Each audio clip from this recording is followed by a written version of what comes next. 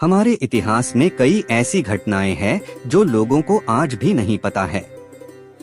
पुराणों में ऐसा कहा जाता है कि देवताओं की रक्षा के लिए 7 समुद्र पीने वाले भगवान शिव भक्त ऋषि अगस्त्य ने अपनी ही बेटी से शादी की थी। पर आखिर ऐसा क्या हुआ था जो उन्हें अपनी ही बेटी से शादी करनी पड़ी थी? इस लेख में हम आपको इसके बारे में जानकारी देंगे। कौन थे ऋषि अगस्त्य? ऋषि अगस्त्य राजा दशरथ के राजगुरु थे। उन्होंने अपने तपस्या काल में कई मंत्रों की शक्ति को देखा था। इनकी गणना सप्तर्षियों में की जाती है। महर्षि अगस्त्य को मंत्र दृष्टा ऋषि कहा जाता है, क्योंकि ऋग्वेद के अनेक मंत्र इनके द्वारा दृश्य हैं। जब देवासुर संग्राम हो रहा था, तब सभी दानव हारने के बाद समुद्र के तलों में जाकर छुप गए थे। तभी भगवान शिव जी की आज्ञा पर अगस्त्य ऋषि ने ही 7 समुद्रों का जल पी लिया था। उसके बाद सभी राक्षसों का संहार हुआ था।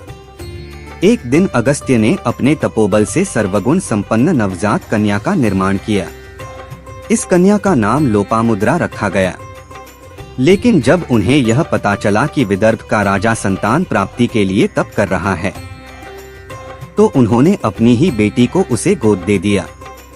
जब उनकी बेटी जवान हुई, तब उसी कन्या से विवाह करने के लिए ऋषि अगस्त्य ने राजा से उसका हाथ मांग लिया, और राजा भी इस विवाह के लिए इनकार नहीं कर पाए, क्योंकि राजा यह जानते थे कि अगर वे ऐसा करने से मना कर देते तो ऋषि अगस्त्य उनको अपने खतरनाक श्राप से भस्म कर देते।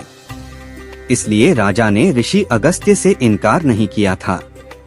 फिर ऋषि अगस्त्य ने अपनी पत्नी लोपामुद्रा, जो उनकी बेटी ही थी, की पूर्ण सहमति से शादी के बाद 2 संतानों को जन्म दिया था। तब ऋषि अगस्त्य ने अपनी पत्नी लोपामुद्रा से 2 संतानों को जन्म भी दिया, जिसमें से एक संतान का नाम भृंगी ऋषि था, जो शिव के परम भक्त थे, और वहीं दूसरी संतान का नाम अच्युता था। उनकी शादी के लिए देवताओं ने ऐसा कहा था कि उस समय धरती के मनुष्य आत्मा को देखते थे, ना कि रिश्तों की मर्यादा को। तो यह थी ऋषि अगस्त्य के जीवन से जुड़ी हुई जानकारी। अगर आपको ये स्टोरी अच्छी लगी है तो इसे शेयर जरूर करें। ऐसी ही अन्य स्टोरी पढ़ने के लिए जुड़े रहें हर जिंदगी से।